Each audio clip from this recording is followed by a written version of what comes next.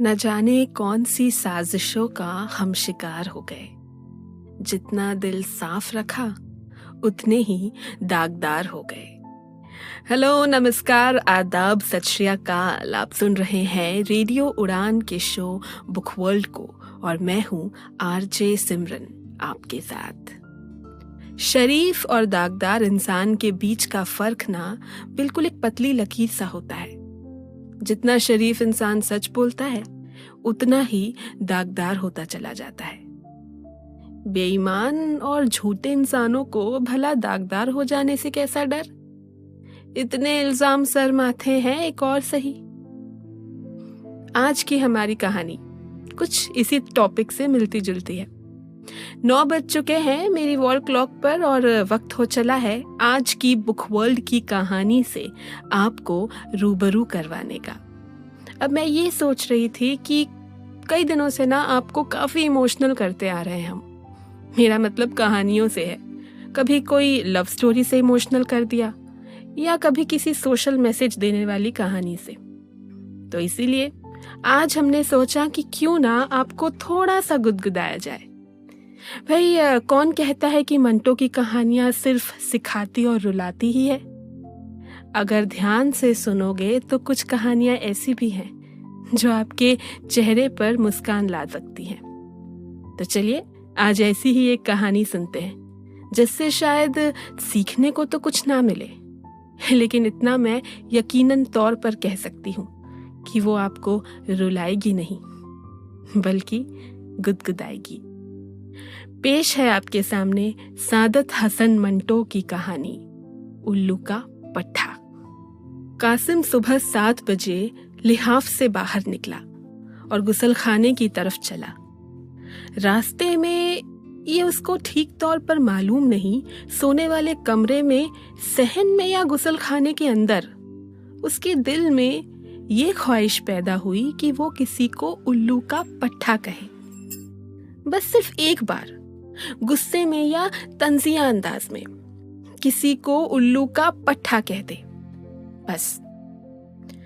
कासिम के दिल में इससे पहले कई बार बड़ी बड़ी अनोखी ख्वाहिशें पैदा हो चुकी थी, मगर ये ख्वाहिश सभी से निराली थी। वो बहुत खुश था। रात उसको बड़ी प्यारी नींद आई थी। वो खुद को बहुत तरोताजा महसूस कर रहा था। दांत साफ करते वक्त उसने जरूरत से ज्यादा बार साफ किया, जिसकी वजह से उसके मसूड़े छिल गए। दरअसल वो सोचता रहा कि ये अजीबो गरीब ख्वाहिश क्यों पैदा हुई है, मगर वो किसी भी नतीजे पर न पहुंच सका। बीवी से वो बहुत खुश था। उनमें कभी लड़ाई न हुई थी। नौकरों पर भी वो नाराज नहीं था, इसलिए कि गुलाम मोहम्मद और नबी बख्श दोनों ही खामोशी से काम करने वाले बड़े अच्छे नौकर थे। मौसम भी निहायत खुशगवार था। फरवरी के सुहाने दिन थे जिनमें कुंवारपने की ताजगी थी। हवा खुनक और हल्की, दिन छोटे न रातें लंबी। नेचर का तवाजुन बिल्कुल ठीक था और कासिम की सेहत भी खूब थी। फिर समझ में नहीं आता था कि किसी को बगैर वजह के उल्लू का पट्ठा कहने की ख्वाहिश उसके दिल में क्यों कर पैदा हो गई। कासिम ने अपनी जिंदगी के 28 बरसों में मुतैद लोगों को उल्लू का पट्ठा कहा होगा और बहुत मुमकिन है कि इससे भी कड़े लफ्ज उसने बाज मौकों पर इस्तेमाल किए हों और गंदी गालियां भी दी हो, मगर उसे अच्छी तरह याद था कि ऐसे मौकों पर ख्वाहिश बहुत पहले उसके दिल में पैदा नहीं हुई थी, मगर अब अचानक तौर पर उसने ये महसूस किया था कि वो किसी को बस उल्लू का पट्ठा कहना चाहता है। और ये ख्वाहिश लम्हा ब लम्हा शिद्दत इख्तियार करती चली गई। जैसे उसने अगर किसी को उल्लू का पट्ठा न कहा तो बहुत बड़ा हर्ज हो जाएगा। दांत साफ करने के बाद उसने छिले हुए मसूड़ों को अपने कमरे में जाकर आईने में देखा, मगर देर तक उनको देखते रहने से भी वो ख्वाहिश न दबी जो एकाएकी उसके दिल में पैदा हो गई थी। कासिम मंतकी किस्म का आदमी था, यानी बेहद सही दिमाग का आदमी था। वो बात के तमाम पहलुओं पर गौर करने का आदी था। आईना मेज पर रख कर वो आराम कुर्सी पर बैठ गया और ठंडे दिमाग से सोचने लगा। भाई, मान लिया कि मेरा किसी को उल्लू का पट्ठा कहने को जी चाहता है, मगर ये कोई बात तो ना हुई। मैं किसी को उल्लू का पट्ठा क्यों कहूं? मैं किसी से नाराज भी तो नहीं हूं। ये सोचते सोचते उसकी नजर सामने दरवाजे के बीच में रखे हुए हुक्के पर पड़ी। एकदम उसके दिल में ये बातें पैदा हुई कि अजीब वाहियात नौकर है, दरवाजे के ऐन बीच में ये हुक्का टिका दिया है। वो अभी इस दरवाजे से अंदर आया है।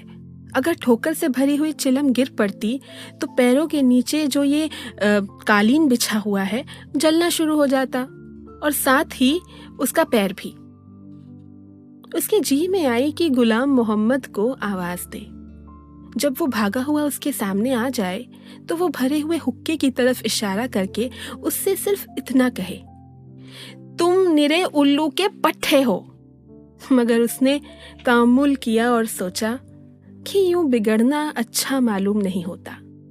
अगर गुलाम मोहम्मद को अब बुलाकर उल्लू का पट्टा कह भी दिया तो वो बात पैदा ना होगी, और फिर उस बेचारे का तो कोई कसूर भी नहीं है। मैं दरवाजे के पास बैठकर ही तो हर रोज हुक्का पीता हूँ। चुनांचे वो खुशी जो एक लम्हे के लिए कासिम के दिल में पैदा हुई थी कि उसने उल्लू का पट्ठा कहने के लिए एक अच्छा मौका तलाश कर लिया है, गायब हो गई।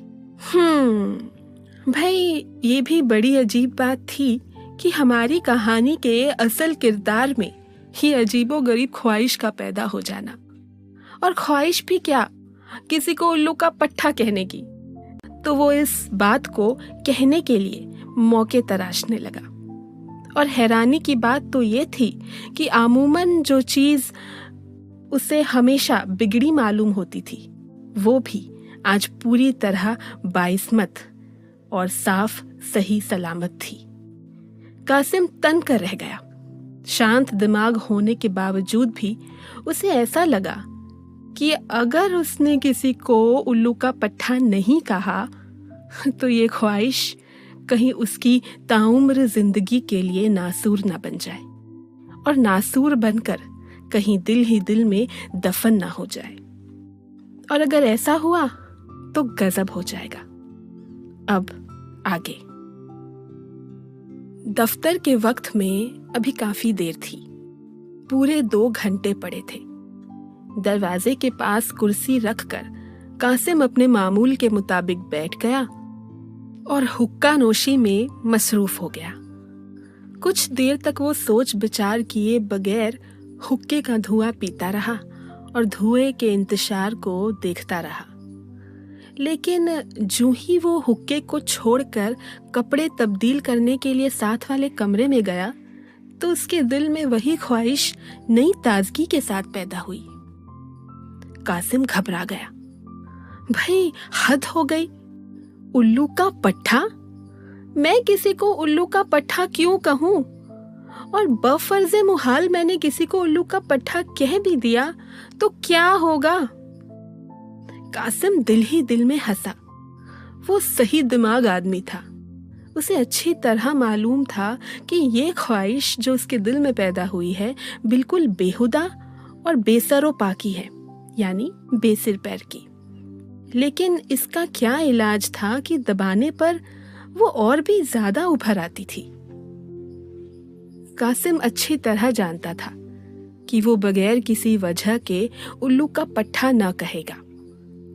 ख्वाह ये ख्वाहिश सदियों तक उसके दिल में तिलमिलाती रही तो शायद इसी एहसास के बाइस ये ख्वाहिश जो भटकी हुई चमगादड़ की तरह उसके रोशन दिल में चली आई थी, इस कदर तड़प रही थी। पतलून के बटन बंद करते वक्त जब उसने दिमागी परेशानी के बाइस ऊपर का बटन निचले काज में दाखिल कर दिया तो वो झल्ला उठा। भाई होगा, ये क्या बेहूदगी है? दीवानापन नहीं है तो और क्या है? उल्लू का पट्ठा कहो, उल्लू का पट्ठा कहो, और ये पतलून के सारे बटन मुझे फिर से बंद करने पड़ेंगे। लिबास पहनकर वो मेज पर आ बैठा। उसकी बीवी ने चाय बनाकर प्याली उसके सामने रख दी और टोस्ट पर मक्खन लगाना शुरू कर दिया। रोजाना मामूल की तरह हर चीज ठीक ठाक थी। टोस्ट इतने अच्छे सेके हुए थे और बिस्कुट की तरह कुरकुरे भी थे, और डबल रोटी भी आला किस्म की थी। खमीर में से खुशबू आ रही थी। मक्खन भी साफ था। चाय की केतली बेदाग थी। उसकी हत्थी के कोने पर कासिम हर रोज मैल देखा करता था, मगर आज वो धब्बा भी नहीं था। उसने चाय का एक घूंट पिया, उसकी तबीयत खुश हो गई। खालिस दार्जिलिंग की चाय थी, जिसकी महक पानी में भी बरकरार थी। दूध की मिकदार भी सही थी। कासिम ने खुश होकर अपनी बीवी से कहा, भाई आज चाय का रंग तो बहुत ही प्यारा है और बड़े सलीके से बनाई गई है। बीवी ने तारीफ सुना। बीवी तारीफ सुनकर खुश हुई, मगर उसने मुंह बनाकर एक अदा से कहा, जी हाँ, बस आज इत्तेफाक से अच्छी बन गई है, वरना हर रोज तो आपको नीम घोलकर पिलाई जाती है। मुझे सलीका कहाँ आता है? सलीके वालियां तो वो मुई होटल की छोकरियां हैं, जिनके आप हर वक्त गुण गाया करते हैं। ये तकरीर सुनकर कासिम की तबीयत मुकद्दर हो गई। एक लम्हे के लिए उसके जी में आया कि चाय की प्याली मेज पर उलट दे और वो नीम जो उसने अपने बच्चे की फुंसियां धोने के लिए गुलाम मोहम्मद से मंगवाई थी और सामने बड़े ताकचे में पड़ी थी, घोल कर पी ले। मगर उसने बुर्दबारी से काम लिया, यानी शांत दिमाग से काम लिया। ये औरत मेरी बीवी है, इसमें कोई शक नहीं कि उसकी बात बहुत ही भौंडी है, मगर हिंदुस्तान में सभी लड़कियां बीवी बनकर ऐसी भौंडी बातें ही करती हैं, और बीवी बनने से पहले अपने घरों में वो अपनी माओ से कैसी बातें सुनती हैं, बिल्कुल ऐसी अदना किस्म की बातें। और उसकी वजह सिर्फ ये है कि औरतों को उमूमी जिंदगी में अपनी हैसियत की खबर ही नहीं। मेरी बीवी तो फिर भी गनीमत है, यानी सिर्फ एक अदा के तौर पर ऐसी भौंडी बातें कह देती है। उसकी नीयत नेक होती है। बाज औरतों का तो ये शियार होता है कि हर वक्त बकवास करती रहती है। ये सोचकर कासिम ने अपनी निगाहें उस ताकचे पर से हटा ली जिसमें नीम के पत्ते धूप में सूख रहे थे, और बात का रुख बदलकर उसने मुस्कुराते हुए कहा, देखो आज नीम के पानी से बच्चे की टांगे जरूर धो देना। नीम जख्मों के लिए बड़ी अच्छी होती है। और देखो तुम मौसम्बियों का रस जरूर पिया करो। मैं दफ्तर से लौटते हुए 1 दर्जन और ले आऊंगा। ये रस तुम्हारी सेहत के लिए बहुत जरूरी है। बीवी मुस्कुरा दी। आपको तो बस हर वक्त मेरी ही सेहत का ख्याल रहता है। अच्छी भली तो हूँ, खाती हूँ, पीती हूँ, दौड़ती हूँ, भागती हूँ। मैंने जो आपके लिए बादाम मंगवा के रखे हैं, भाई आज 10-20 आपकी जेब में डाले बगैर ना रहूंगी, लेकिन दफ्तर में कहीं बांट ना दीजिएगा। कासिम खुश हो गया कि चलो मौसम्बियों के रस और बादामों ने उसकी बीवी के मसनूई गुस्से को तो दूर किया, और ये मरहला आसानी से तय हो गया।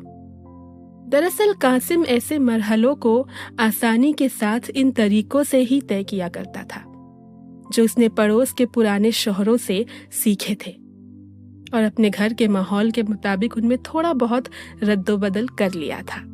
भाई अब जहां तक रद्दोबदल करने की बात थी, तो काश कासिम अपने मन में चल रहे उठा पटक और इस दिमागी कश्मकश का भी रद्दोबदल कर पाता। ये सहारा जो ना हो तो परेशान हो जाए, मुश्किलें जान ही ले ले अगर आसान हो जाए।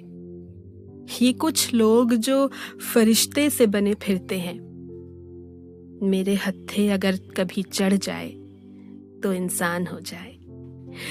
नमस्कार, good evening to all the lovely people out there. आप सुन रहे हैं मुझे यानी आरजे सिमरन को आज के शो बुक वर्ल्ड में, only and only on radio उड़ान।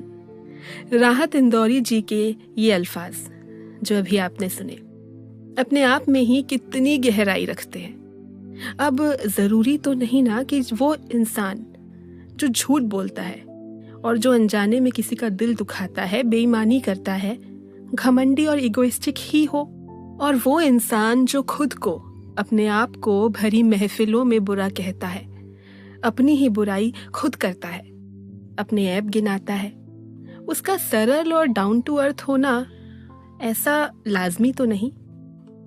जो अपने आप की बुराई कर अपने आप को ही सुपीरियर समझता हो, वो भी तो एरोगेंट और इगोइस्टिक हो सकता है। तो वहीं कुछ लोग ऐसे भी हैं जो बिल्कुल वैसा ही दिखते हैं जैसे सही में वो होते हैं, जो वाकई सरल होते हैं। सही में नतमस्तक हो जाना और गलती में अपनी गलतियों को मान लेना, और ये दोनों ही काम बिना ढिंढोरे पीटे करना सही मायनों में एक अच्छे इंसान होने की निशानी है।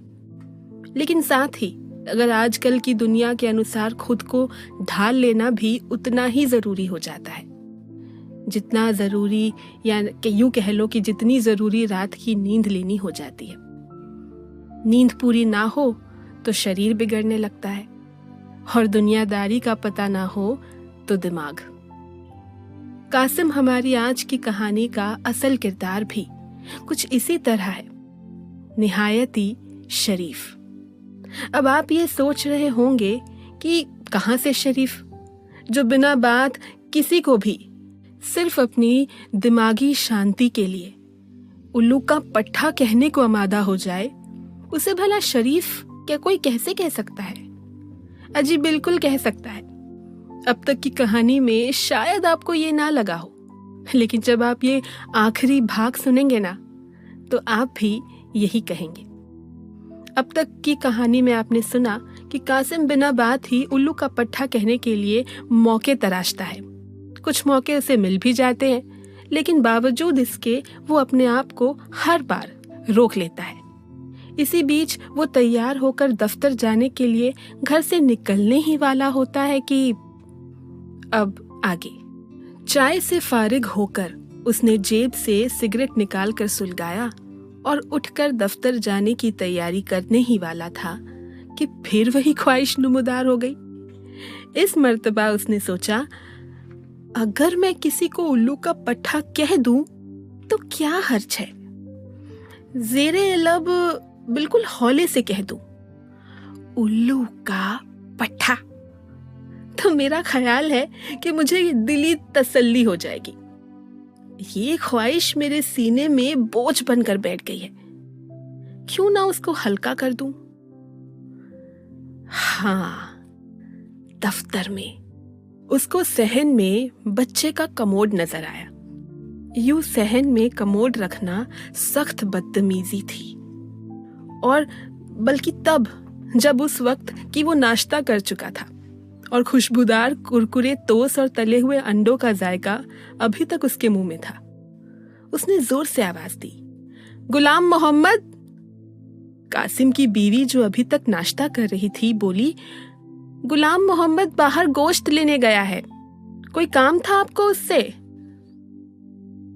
एक सेकंड के अंदर अंदर कासिम के दिमाग में बहुत सी बातें आई। कह दूं ये गुलाम मोहम्मद उल्लू का पट्ठा है, और ये कहकर जल्दी से बाहर निकल जाऊं। नहीं, वो खुद तो मौजूद ही नहीं, फिर ना, बिल्कुल बेकार है। लेकिन सवाल ये है कि बेचारे गुलाम मोहम्मद ही को क्यों निशाना बनाया जाए? उसको तो मैं हर वक्त उल्लू का पट्ठा कह सकता हूँ। यूं उसकी गैर हाजिरी में कह देना मुझे तसल्ली नहीं होती। कासिम ने अधजला सिगरेट गिरा दिया और बीवी से कहा, कुछ नहीं, मैं उससे ये कहना चाहता था कि दफ्तर में मेरा खाना बेशक 1:30 बजे ले आया करे, तुम्हें खाना जल्दी भेजने के लिए बहुत तकलीफ करनी पड़ती होगी। ये कहते हुए उसने बीवी की तरफ देखा जो फर्श पर उसके गिराए हुए सिगरेट को देख रही थी। कासिम को फौरन अपनी गलती का एहसास हुआ। ये सिगरेट अगर यहाँ बुझ गया और यहाँ पड़ा रहा तो उसका बच्चा रेंगता रेंगता आएगा और उसे उठाकर मुंह में डाल लेगा, जिसका नतीजा ये होगा कि उसके पेट में गड़बड़ मच जाएगी। कासिम ने सिगरेट का टुकड़ा उठाकर गुसलखाने की मोरी में फेंक दिया। ये भी अच्छा हुआ कि मैंने जज्बात से मगलूब होकर गुलाम मोहम्मद को उल्लू का पट्ठा नहीं कह दिया। उससे अगर एक गलती हुई है तो अभी अभी मुझसे भी तो हुई है, और मैं समझता हूं कि मेरी गलती ज्यादा शदीद है। कासिम बड़ा सही दिमाग आदमी था। उसे इस बात का एहसास था कि वो सही खुतूत पर गौर व फिक्र करने वाला इंसान है, मगर इस एहसास ने उसके अंदर बर्तरी का ख्याल कभी पैदा नहीं किया था। यहाँ पर फिर उसकी सही दिमागी को दखल था कि वो एहसासे बर्तरी को अपने अंदर दबा लिया करता था। मोरी में सिगरेट का टुकड़ा फेंकने के बाद उसने बिला जरूरत सहन में टहलना शुरू कर दिया। वो दरअसल कुछ देर के लिए बिल्कुल खाली जहन हो गया था। उसकी बीवी नाश्ता का आखिरी तोस खा चुकी थी। कासिम को यूं टहलते देखकर वो उसके पास आई और कहने लगी, क्या सोच रहे हैं आप? कासिम चौंक पड़ा। कुछ नहीं, कुछ नहीं। दफ्तर का वक्त हो गया क्या? ये लफ्ज उसकी जबान से निकले और दिमाग में वही उल्लू का पट्ठा कहने की ख्वाहिश तड़पने लगी। उसके जी में आई कि बीवी से साफ साफ कह दे कि ये अजीबो गरीब ख्वाहिश उसके दिल में पैदा हो गई है, जिसका ना सिर है ना पैर। बीवी जरूर सुनेगी, और ये भी जाहिर है कि उसको बीवी का साथ देना होगा। चुनांचे यूं हंसी हंसी में उल्लू का पट्ठा कहने की ख्वाहिश उसके दिमाग से निकल जाएगी। मगर उसने गौर किया, इसमें कोई शक नहीं कि बीवी हंसेगी और मैं खुद भी हंसूंगा, लेकिन ऐसा ना हो कि ये बात मुस्तकिल मजाक बन जाए। ऐसा हो सकता है क्या? जरूर हो जाएगा, और बहुत मुमकिन है कि अंजाम कार नाखुशगवारी पैदा हो। चुनांचे उसने अपनी बीवी से कुछ न कहा और एक लम्हा तक उसकी तरफ यूं ही देखता रहा। बीवी ने बच्चे का कमोड उठाकर कोने में रख दिया और कहा, आज सुबह आपके बरखुरदार ने वो सताया है कि अल्लाह की पनाह। बड़ी मुश्किलों के बाद मैंने उसे कमोड पर बिठाया। उसकी मर्जी ये थी कि बिस्तर ही को खराब करे। आखिर लड़का किसका है? कासिम को इस किस्म की चख पसंद थी। ऐसी बातों में वो तीखे मजाक की झलक देखता था। मुस्कुराकर उसने बीवी से कहा, लड़का मेरा ही है, मगर मैंने तो आज तक कभी बिस्तर खराब नहीं किया। ये आदत उसकी अपनी होगी। बीवी ने उसकी बात का मतलब न समझा। कासिम को मुतलकन अफसोस न हुआ, इसलिए कि ऐसी बातें वो सिर्फ अपने मुंह का जायका दुरुस्त रखने के लिए किया करता था। वो और भी खुश हुआ जब उसकी बीवी ने जवाब नहीं दिया और खामोश हो गई। अच्छा भाई, अब मैं चलता हूं, खुदा हाफिज। ये लफ्ज जो हर रोज उसके मुंह से निकलते थे, आज भी अपनी पुरानी आसानी के साथ निकले और कासिम दरवाजा खोलकर बाहर चल दिया। कश्मीरी गेट से निकलकर जब वो निकलसन पार्क के पास से गुजर रहा था तो उसे एक दाढ़ी वाला आदमी नजर आया। एक हाथ में खुली हुई सलवार थामे वो दूसरे हाथ से इस्तिंजा कर रहा था, यानी पेशाब कर अपनी जांघों को साफ कर रहा था। उसको देखकर कासिम के दिल में फिर से उल्लू का पट्ठा कहने की ख्वाहिश पैदा हुई। लो भाई, ये आदमी है जिसको उल्लू का पट्ठा कह देना चाहिए, यानी जो सही मायनों में उल्लू का पट्ठा है। जरा अंदाज मुलाहिजा हो, किस इन्हिमाक से ड्राई क्लीनिंग किया जा रहा है, जैसे कोई बहुत बड़ा काम सरंजाम पा रहा हो। लानत है। लेकिन कासिम सही दिमाग आदमी था। उसने हड़बड़ी से काम न लिया और थोड़ी देर गौर किया। मैं इस फुटपाथ पर जा रहा हूँ और वो दूसरे फुटपाथ पर।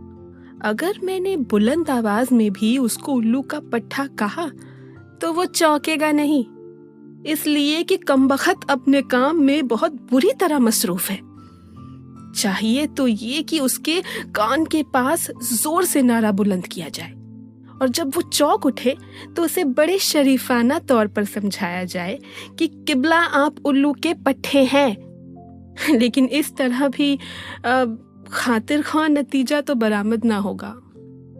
चुनांचे कासिम ने अपना इरादा यहाँ भी तर्क कर दिया। इसी असना में उसके पीछे से एक साइकिल नुमुदार हुई। कॉलेज की एक लड़की उस पर सवार थी, इसलिए कि पीछे बस्ता बंधा था। आनन फानन उस लड़की की साड़ी फ्री व्हील के दांतों में फंसी। लड़की ने घबराकर अगले पहिए का ब्रेक दबाया। एकदम साइकिल बेकाबू हुई और एक झटके के साथ लड़की साइकिल समेत सड़क पर गिर पड़ी। कासिम ने आगे बढ़कर लड़की को उठाने में उजलत से काम न लिया, इसलिए कि उसने हादसे के रद्दे अमल पर गौर करना शुरू कर दिया था। मगर जब उसने देखा कि लड़की की साड़ी फ्री व्हील के दांतों ने चबा डाली है और उसका बॉर्डर बहुत बुरी तरह उनमें उलझ गया है, तो वो तेजी से आगे बढ़ा। लड़की की तरफ देखे बगैर उसने साइकिल का पिछला पहिया जरा ऊंचा उठाया ताकि उसे घुमाकर साड़ी को व्हील के दांतों में से निकाल ले। इत्तेफाक ऐसा हुआ कि पहिया घुमाने से साड़ी कुछ इस तरह तारों के लपेट में आई कि इधर पेटीकोट की गिरफ्त से बाहर निकल आई। कासिम बौखला गया। उसकी इस बौखलाहट ने लड़की को बहुत ज्यादा परेशान कर दिया। जोर से उसने साड़ी को अपनी तरफ खींचा। फ्री व्हील के दांतों में एक टुकड़ा अड़ा रह गया और साड़ी बाहर निकल आई। लड़की का रंग लाल हो गया। कासिम की तरफ उसने गजबनाक निगाहों से देखा और भिजे हुए लहजे में कहा, उल्लू का पट्ठा। मुमकिन है कुछ देर लगी हो, मगर कासिम ने ऐसा महसूस किया कि लड़की ने झटपट न जाने अपनी साड़ी को क्या किया और एकदम साइकिल पर सवार होकर ये जा वो जा उसकी नजरों से गायब हो गई। कासिम को लड़की की गाली सुनकर बहुत दुख हुआ, खास करके इसलिए कि वो यही गाली खुद किसी को देना चाहता था। मगर वो बहुत सही दिमाग आदमी था। ठंडे दिल से उसने हादसे पर गौर किया और उस लड़की को माफ कर दिया। उसको माफ ही करना पड़ेगा, इसलिए कि उसके सिवा और कोई चारा ही नहीं। औरतों को समझना बहुत मुश्किल काम है और उन औरतों को समझना तो और भी मुश्किल हो जाता है जो साइकिल पर से गिरी हुई हो। लेकिन मेरी समझ में ये नहीं आता कि उसने अपनी लंबी जुराब में ऊपर रान के पास 3-4 कागज की उड़ेस रखे थे। देख लिया ना आपने कि दुनियादारी की इस रेस में अगर आपने किसी को पीछे नहीं किया तो कोई आपको पीछे कर देगा, और कई तो सिर्फ पीछे ही नहीं छोड़ेंगे बल्कि कुचल कर भी चले जाएंगे। और इसीलिए अंग्रेजी में एक कहावत है कि it is very simple to be happy but it is very difficult to be simple. यानी खुश रहना तो बहुत सरल है, लेकिन